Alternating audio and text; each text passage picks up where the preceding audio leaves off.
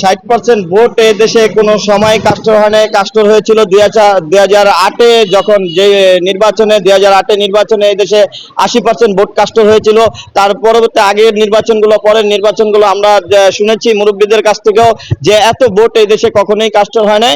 যেহেতু 2008-এ তত্ত্বাবধায়ক সরকার ছিল ফখরুদ্দিন সাহেব, ওনার আমলে 88% ভোট কাস্টর হয়েছিল বাংলাদেশের ইতিহাসে। এখন ভোট কেন্দ্রে ভোটার নাই, ভোটার যায় নাই। সকাল থেকে একটি লাইন ছিল, দেখেন একটি লাইনেরই কিন্তু ভিডিও করে সংবাদ মাধ্যম বারবার দেখাচ্ছে যে দীর্ঘ লাইন হচ্ছে, দীর্ঘ লাইন হচ্ছে। আসলে পরে যে লাইনটি হচ্ছে, যারা একবার একবার যাদেরকে দেখাচ্ছে তাদেরকেই বারবার দেখাচ্ছে, পরে যে লাইনগুলো হচ্ছে তাদেরকে কিন্তু ভিডিও করে দেখা যাচ্ছে না।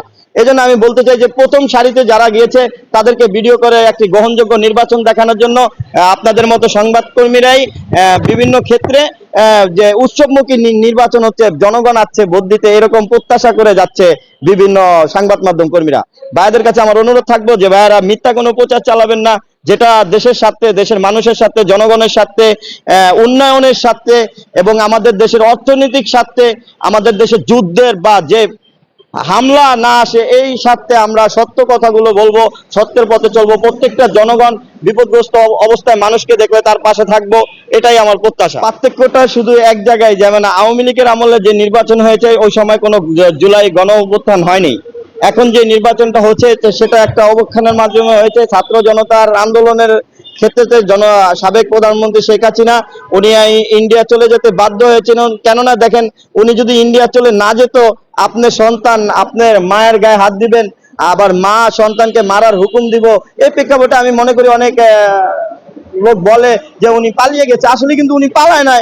উনি বাংলাদেশ সেনাবাহিনী ওনাকে দিয়ে এসেছিলেন, যেহেতু বাংলাদেশের কোনো সন্তান মারা না যায় আর সন্তানের হাতে যেহেতু কোনো থাবন খেতে না হয়, এই জন্য উনি সরে গেছেন সম্মানের রক্ষার ক্ষেত্রে। দেখেন 2024-এ নির্বাচনে দেখেছি আওয়ামী লীগ একাদশ জাতীয় সংসদ নির্বাচনে আওয়ামী লীগ যখন সংসদ গঠন করেছিল তখন আমাদের বাংলাদেশে 43% ভোট পড়েছিল।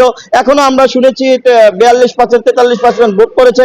তাহলে আওয়ামী লীগ একত্র নির্বাচন করলো কোথায়? আসলে তাদের তো জনবল আছে এই দেশে, তাদেরকে জনগণ বেশি চায়, এই জন্য আপনারা তাদেরকে নিয়ে নির্বাচন দিচ্ছেন না। জানেন যে তারা যদি বাংলাদেশে আসে তাহলে তাদের ক্ষমতা আবার নিশ্চিত। যদি আপনাদের ওইরকম মনোবল থাকতো যে না আমাদের জনবল বেশি, আমরা তারা আসলে সমস্যা কি, তাহলে তাদেরকে স্বাগতম জানাতেন। বিগত সময়ে যারা রাজনীতির ইশতেহার দিয়ে যাচ্ছেন, আমি বলতে চাই জনাব তারেক রহমান সাহেবের উদ্দেশ্যে যে তারেক রহমান সাহেব আপনি একটি গণ্যমান্য ব্যক্তি, আপনাকে অনেক ভালো লেগেছে যে আপনি যখন লন্ডন থেকে এসেছেন, এসে বাংলাদেশের রাজনীতি করার ক্ষেত্রে আপনার অনেক ইশতেহার আমাদের অনেক সুন্দর লেগেছে। এই প্রেক্ষাপটে আমি বলতে চাই আপনি একটু ভুল করে ফেলেছেন। যদি আওয়ামী লীগকে সাথে করে নিয়ে নির্বাচন দিতেন, এবার সংসদ আপনার হতো, কিন্তু অনেক মজবুত হতো। আপনি এমন একটি দলকে নিয়ে নির্বাচন দিয়েছেন যারা এদেশের স্বাধীনতা বিরোধী দল ছিল, যাদেরকে এক পর্যায়ে বলা হয়েছে রাজাকার, বাংলাদেশ জামায়াত ইসলামী, তাদেরকে নিয়ে নির্বাচন দেওয়ার ক্ষেত্রে আমি মনে করি আপনার সংসদটা নড়বড় হচ্ছে, নড়বড় হয়ে যাবে। দেখেন বিগত সময় আমরা দেখেছি বিএনপি 2006-এ দেখেছি বিএনপি যখন সংসদ গঠন করেছিল 2 বছর তারা ক্ষমতায় থাকতে পারে না, তাদেরকে আন্দোলন করে বাংলাদেশ